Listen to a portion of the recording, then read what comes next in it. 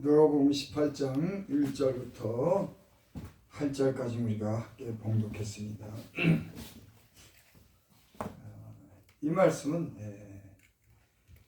기도에 관한 그런 말씀을 예수님께서 비유로 말씀하신 겁니다.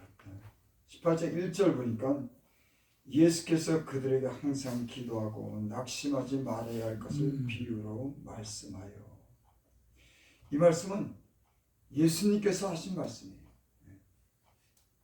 예수님은 하늘에 계신 하나님의 아들로서 육체를 입고 이 땅에 오신 하나님의 아들이죠.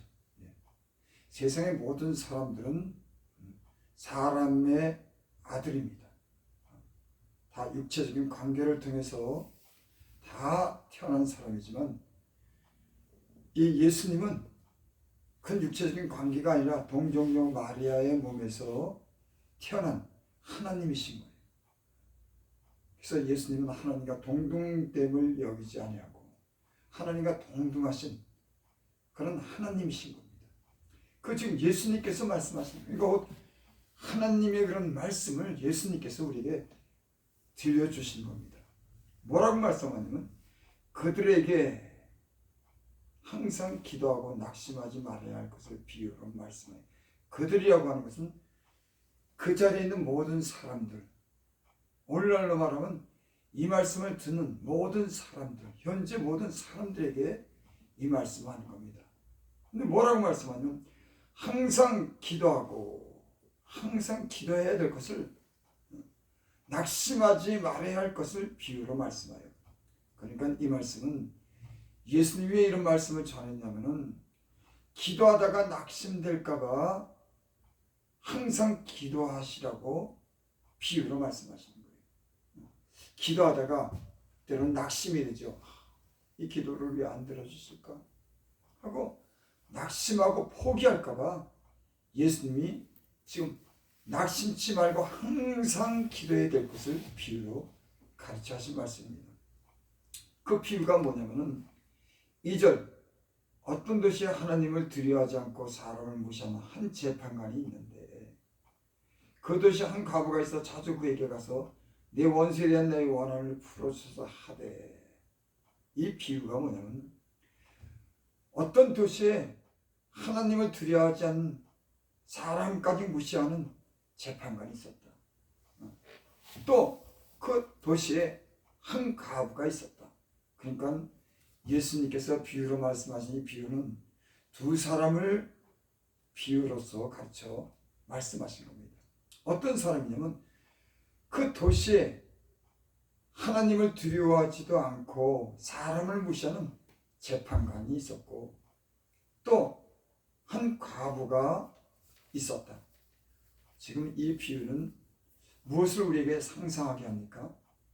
재판관은 힘이 있는 사람을 가리키는 거예요. 또 이 과부는 힘이 없는 그런 사람, 사회상의 영향력을 전혀 끼치지 못하는 아주 연약한 사람을 가리켜 말할 때 과부라고 말합니다. 이 두 사람을 통해서 지금 비유로 말씀하는 거예요. 어떤 비유냐면 과부가 자기 원수에 대한 원을 풀어달라고 그 재판장에 가서 계속 번거롭게 하는 겁니다. 그게 4절 보니까 그가 얼마 동안 듣지 않으다가 후에 속으로 생각하되 내가 하나님을 두려워하지 않고 사람을 무시하나 이 과부가 나를 번거롭게 하니 내가 그 원한을 풀어주리라. 그렇지 않으면 늘 와서 나를 괴롭게 하리라 하였느니라. 그러니까 이 과부가 자기의 원수에 대한 그 원한을 풀어달라고 계속 그 재판장을 번거롭게 하는 겁니다. 그러니까 재판장이 있다가 너무 번거롭게 하니까 내가 그 원한을 풀어주리라. 왜? 그렇지 않으면 늘 와서 나를 괴롭게 하니까. 이런 비유로서 지금 기도에 관한 말씀을 비유로 지금 말씀하는 겁니다. 그 다음에 또 뭐라 그러면 6절 주께서 이르시되 불의한 재판관이 말한 것을 들으라. 하물며 하나님께서 그 밤낮 부르짖는 택하신 자들의 원한을 풀어주시 아니겠느냐. 그들에게 오래 참으시겠느냐 하고 지금 이 비유의 말씀을 해석해 주는 겁니다. 뭐라고? 불의한 재판관이 말한 걸 들어라. 불의한 재판관이 하도 번거롭게 하니까 맨 처음엔 들어주지 않으려고 했지만은 너무 귀찮게 하니까 그 과부의 그런 원한을 들어준 것 같이 밤낮 하나님께서는 밤낮 불의는 택하신 다음에 원한을 풀어주지 않겠느냐, 그들에게 오래 참겠느냐. 그러니까 무슨 말씀이냐면 그렇게 불의한 재판관도 하나님을 두려워하지도 않고 사람을 무시하는 이 재판관도 재판장에 가서 자기 원한을 풀라고 계속 번거롭게 부탁했더니 결국은 그 원한을 풀어줬는데 하물며 너희 하늘에 계신 아버지께서 그 원한을 풀어주지 않겠냐, 이런 말씀을 지금 비유로 하는 겁니다. 제가 이 말씀을 갖다가 전한 이유가 있습니다. 기도를 갖다 우리가 하다가 낙심이 될 때가 있어요. 기도에 응답이 안 돼서 좀 기도하는 그 시간이 오래되고 지체가 되면 우리가 포기를 하게 됩니다. 그래서 낙심하게 돼요. 여러분, 우리가 어떤 문제에 대해서 포기하고 낙심할 때 그 마음이 얼마나 안 좋겠습니까? 하나님께 기도했는데 하나님이 그 기도를 응답이 없으신 거예요.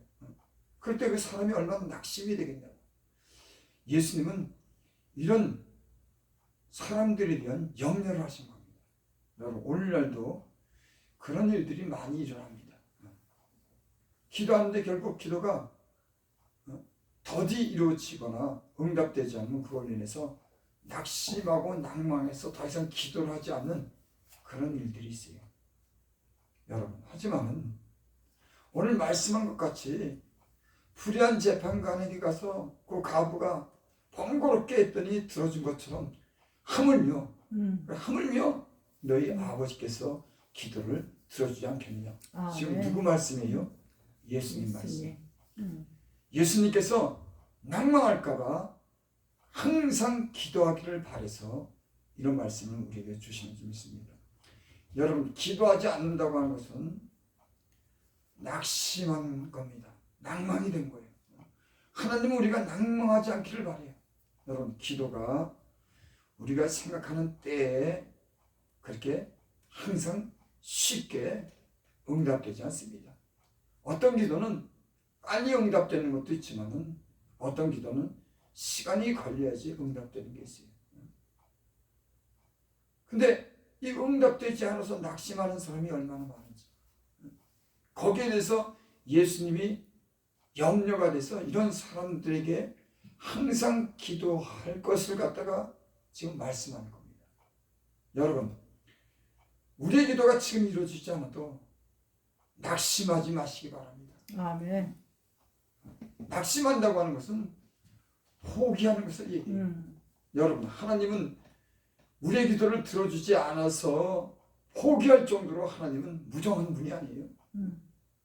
우리의 기도를 들으시는 분입니다.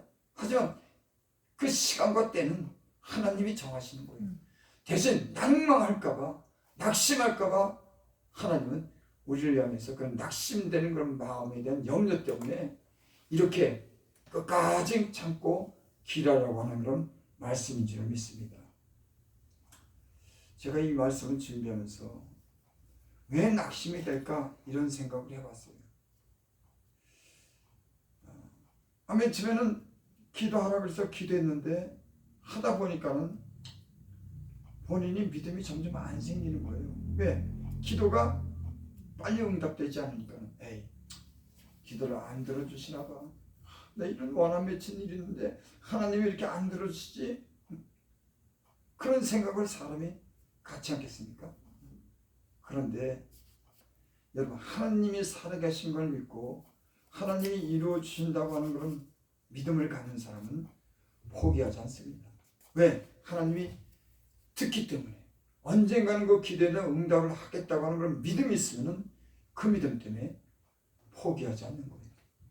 대부분의 사람은 하다가 안 하는 것은, 낙심되는 것은 그 믿음이 끝까지 지키지 못하는 그런 믿음 때문에 중대에서 포기하는 겁니다.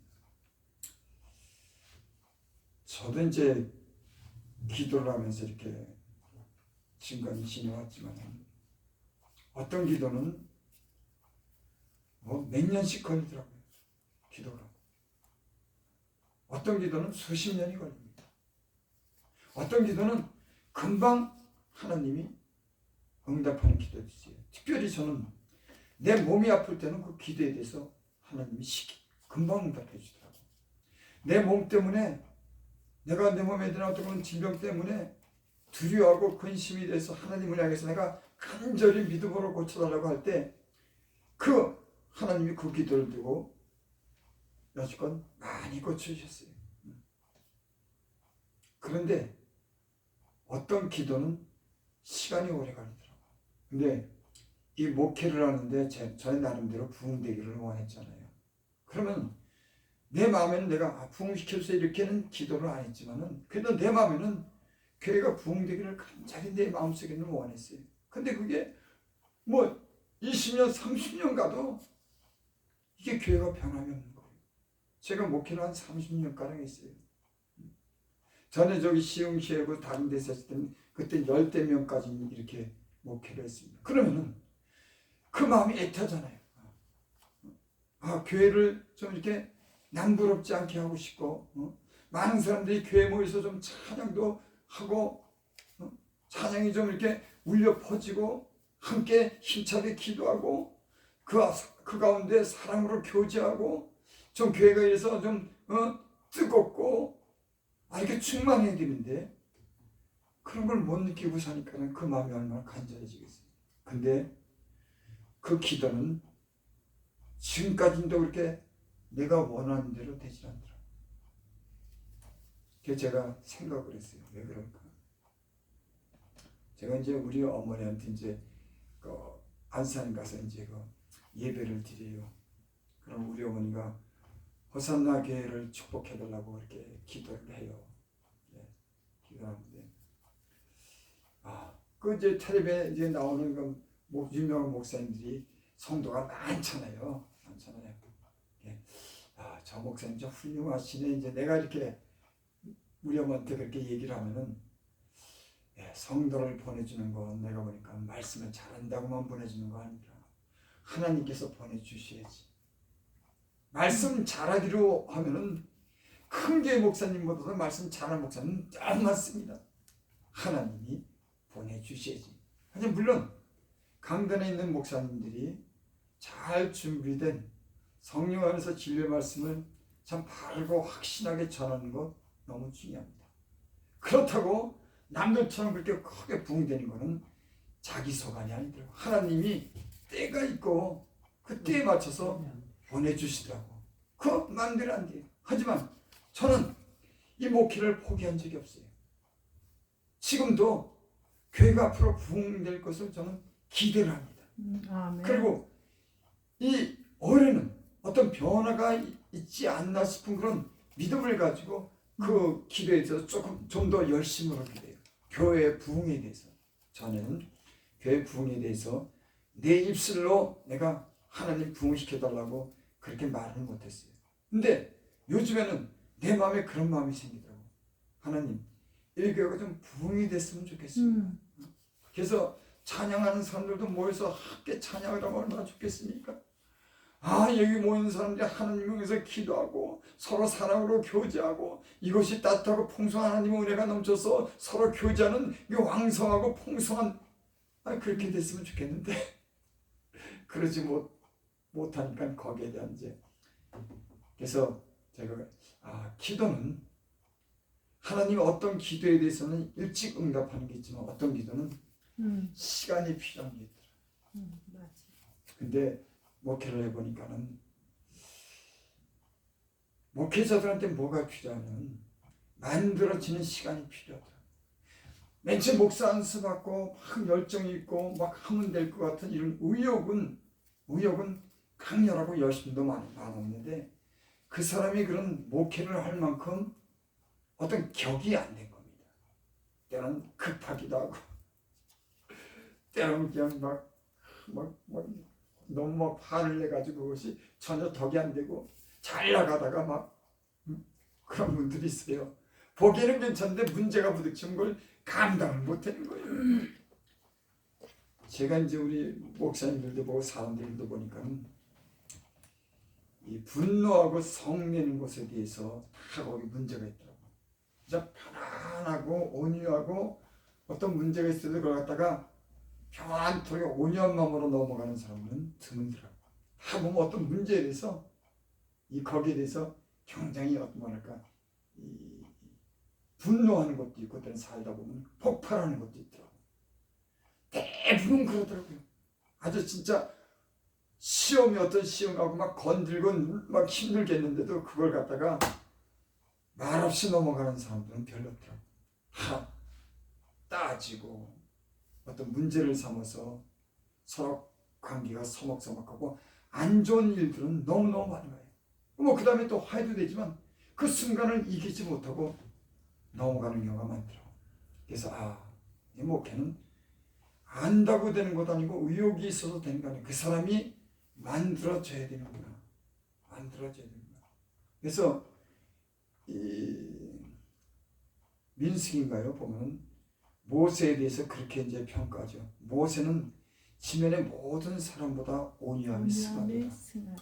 그러니까 수십만 명을 모세가 그 많은 백성을 갖다가 이끌고 애굽에서 탈출시켜서 그 광야를 통과하지 않습니까? 제가 이런 얘기를 종종 해요. 아니 나는 때론 내 가족 몇 명 되는 사람들도 그 같이 살다 보면 문제가 많고 또 어떤 사람은 때려친다 그러고 안 산다 그러고 몇 명 데리고 사는데도 그래 사람이 아니 못 살겠다 그러고 때려친다 그러고 어떤 목사님들도 그런 분들이 계시더라고. 성도가 몇 명 안 되는데 속색이니까는 때려치고 그만한다고. 이제 말로라도 이제 그렇게 막 때론 뭐 이렇게 그렇게 얘기를 하는 거야. 속이 상하니까는. 응? 근데 모세라고 하는 사람은 60만이라 그러니까는 그 아이들과 노인까지 하면 한 180만 명 정도 돼요. 하나님께서 모세를 통해서 야, 너 애굽에 있는 내 백성을 인도하라 그랬을 때 모세는 못 간다 그랬어요. 나는 그런 일 자격이 없습니다. 말도 못해요. 나 같으면은 맡겨주세요. 내가 얼마든지 해야. 모세는 다른 사람 시키세요. 나는 못해. 그래. 그러니까 하나님이 화가 났어. 야, 내가 너를 보냈잖아. 왜 못 간다 그래? 그 결국은 하나님이 기적을 보여줍니다. 표적을 보여줘요. 네 손에 든 게 뭐냐? 지팡이입니다. 그거 던져라. 근데 손에 있는 지팡이가 뱀이 된 거야. 그래도 의심이 되니까 야, 네 손을 갖다 네 품에 넣어봐. 품에 넣었더니 빼니까 손이 하얗게 문둥병처럼 변한 거야. 다시 품에 넣었더니 손이 정상으로 돌아온 거야. 보니까는 하나님이 역사하니까는 참 놀라운 역사를 이룬 거야. 그때서야 하나님이 그를 보내는데 동의를 합니다. 근데 모세라고 하는 사람이 어떻게 보면 참 용기가 없고 자기는 못한다고 하는 이런 소심한 사람이었지 모르지만은 그는요 그 수많은 사람을 갖다가 이끌고 광야를 통과해서 가나안까지 이릅니다. 어떻게 그 많은 사람을 이끌었을까? 나는 이 모세에 관해서 하나님 말씀을 읽을 때마다 그런 걸 참 많이 배워요. 모세가 지면의 모든 사람보다 온유함이 승하다고 하는 말씀 속에 그는 개인적으로나 어떤 사람들과 싸우지 않은 거예요. 여러분, 온유한 사람은 싸우지 않아요. 사람이 마음이 부드러운 사람은 신령이 온유한 사람은 싸우지 않습니다.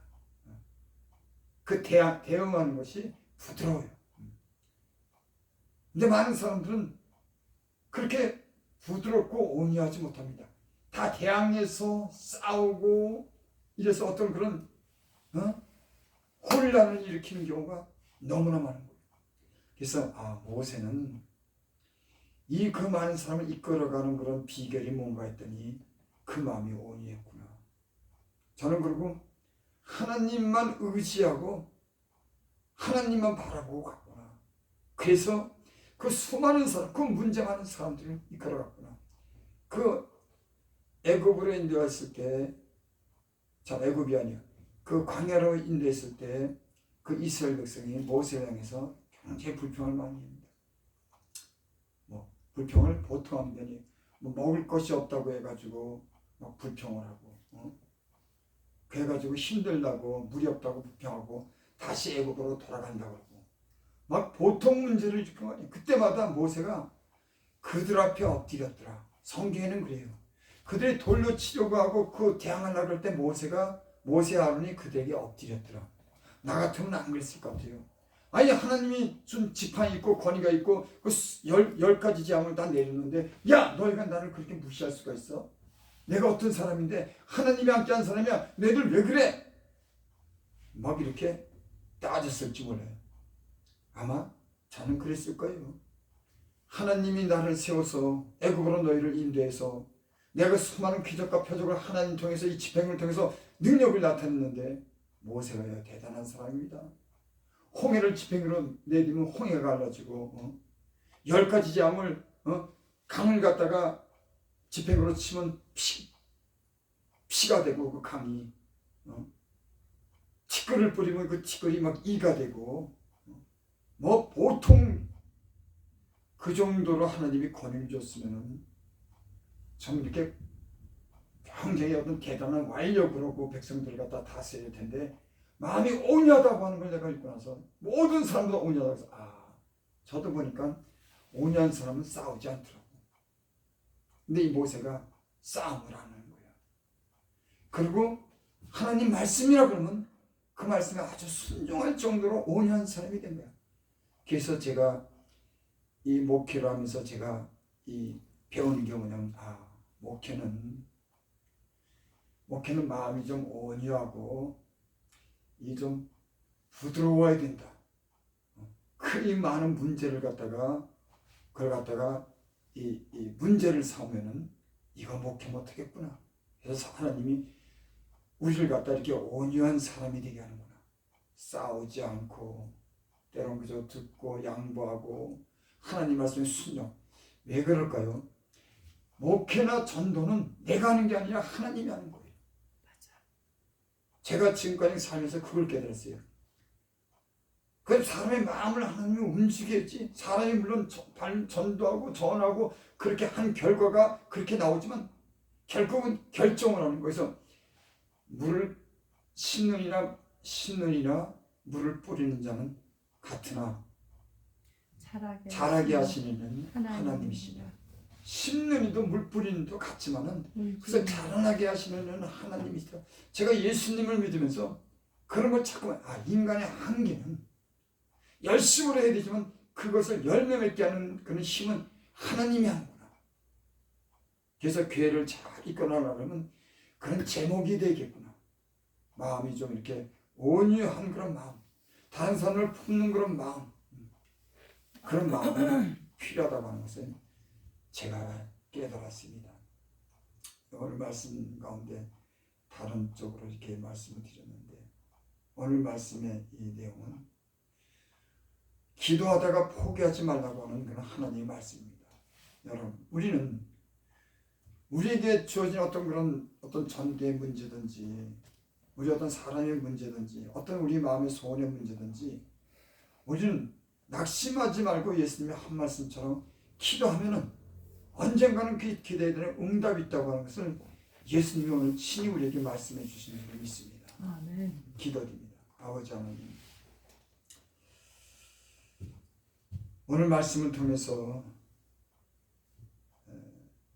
항상 기도하고 낙심하지 말아야 될 것을 비유로 말씀하는 말씀이 우리에게 깨닫게 되게 하시고 하나님에 대한 믿음이 우리에게 담대한 그런 믿음을 주셔서 우리가 구하는 것을 하나님 끝까지 하나님께 구하는 그런 주의 종들이 되게 하여 주시옵소서. 아멘. 예수님의 이름으로 감사하며 기도드립니다. 아멘. 제가 오늘 기도 제목으로 김준, 이경화, 김막둥 이 사람 우리 권사님이 사서 오셔서 이렇게 구체적으로 기도할 대상을 갖다 정하고 직접 이렇게 기도하신 분은 우리 권사님밖에 없어요. 사실 저도 그렇게 못했어요. 우리 권사님이 오면서 하나님이 그 마음을 주셔가지고 그 사람 한 사람에게 관심을 가지고 누구라고 하는 걸 이렇게 말씀할 때 내가 어떤 마음이야. 그러면 기도해야 되겠다. 하나님이 우리가 열심을 내고 우리가 전도도 하지만 거기에 따른 어떤 결과는 하나님이, 그러니까 우리는 심고 물지면 언젠가는 자라게 나가지고 그 전도하고 영혼을 구하면 될 줄 믿습니다. 그러니까 우리가 할 일은 심는 일이에요. 물주는 전도하고 우리가 뿌리고 우리가 가서 관계를 맺는 일을 하면은 하나님은 거기에 대해서 좋은 결과를 주실 줄 믿습니다. 그래서 우리가 이 사람들을 위해서 우리가 모이는 시간, 특별히 우리 이렇게 셋이 모일 때는 우리가 이 전도 대상을 놓고서 우리가 잠시라도 우리가 기도하겠습니다. 우리가 김주은, 이경화, 김막둥 이분들을 위해서 우리가 기도하고, 여러분들이 또 기도의 어떤 그런 하나님이 주신 어떤 기도하고자 하는 그런 마음이 있을 겁니다. 그것을 위해서 우리가 하나님께 기도하는 시간을 갖습니다. 찬송 한 장 부르고 기도합니다.